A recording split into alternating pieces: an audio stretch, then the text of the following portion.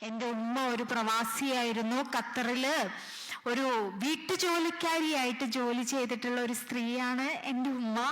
അപ്പൊ അതുകൊണ്ട് തന്നെ ഒരു പ്രവാസി എന്ന രീതിയിൽ എൻ്റെ ഉമ്മ വളർത്തിയ ഒരു പെൺകുട്ടിയാണ് ഞാൻ. അപ്പൊ അതുകൊണ്ട് പ്രവാസികളായിട്ടുള്ള ആളുകളോട് എനിക്ക് ഒരുപാട് സ്നേഹമാണ്, സന്തോഷമാണ്. അപ്പോ പറയുമ്പോ കണ്ണു നനയും. കാരണം അത് പറയാതെ വേറെ നിവൃത്തിയില്ലാത്തത് കൊണ്ടാണ്. കണ്ണ് നിറയും, അല്ലെങ്കിൽ കണ്ണ് നിറയിപ്പിക്കും. കാരണം എനിക്ക് കുറച്ച് സിമ്പതി ആവശ്യമാണ്. പറയാതെ നിവർത്തിയല്ല പോലും. ആരെങ്കിലും നിങ്ങളോട് ചോദിച്ചോ നിങ്ങളുടെ ഉമ്മായ്ക്ക് എന്തായിരുന്നു പണിയെന്ന്? എന്തായാലും ഒരു കാര്യം നമുക്ക് ഉറപ്പിക്കാം, ഇവരെന്തായാലും പഠിച്ച കള്ളി തന്നെയാണ്. കാരണം ഇവർക്ക് എന്താ അഭിനയം! എനിക്ക് വല്ല സീരിയലിലോ സിനിമയിലോ വല്ല ആർട്ടിസ്റ്റായിട്ട് ഇവർക്ക് ചെന്നുകൂടാ.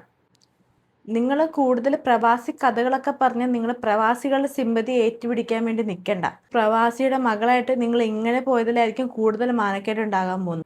കാരണം ഒരു പ്രവാസിയുടെ കുടുംബം എന്ന് പറഞ്ഞാൽ ഒരു ദുഃഖവും ദുരിതവും വേർപാടും എല്ലാം കൂടിയിട്ടുള്ള ഒരു കുടുംബമാണ് ഒരു പ്രവാസിയുടെ കുടുംബം എന്ന് പറയുന്നത്. അപ്പൊ നിന്നെപ്പോലുള്ള സാധനങ്ങൾ ആ കുടുംബത്തിൽ ഉണ്ടെങ്കിൽ വീട്ടിലുള്ളവർക്ക് വേണ്ടി കിടന്ന് കഷ്ടപ്പെടുന്ന ആ പ്രവാസിയുടെ മക്കൾ പോലും നിന്നെപ്പോലെ ആയി പോകും എന്നൊരു തോന്നല് സമൂഹത്തിനുണ്ടാകും.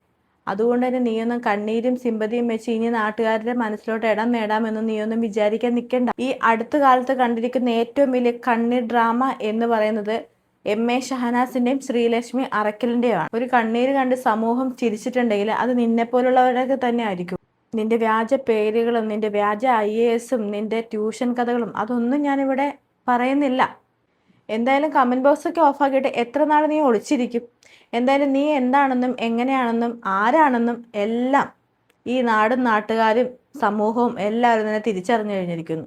നിന്റെ പക്ക ഫ്രോഡ് വേലകളും എല്ലാം തന്നെ. അതുകൊണ്ട് ഇങ്ങനെയുള്ള ഈ കരച്ചിൽ നാടകമായിട്ട് ഇനിയും മാധ്യമങ്ങളുടെ മുന്നിൽ വന്ന് പ്രത്യക്ഷപ്പെടാതിരിക്കാൻ നീ ശ്രമിക്കും. എന്തായാലും കമന്റ് ബോക്സ് ഒക്കെ പൂട്ടി നീ ദുബായിലോട്ട് അങ്ങ് പോയിരിക്കുമല്ലേ, എന്തായാലും അവിടെയുള്ള കുറച്ച് ഇരകളെയൊക്കെ പോയി നീ തേട്.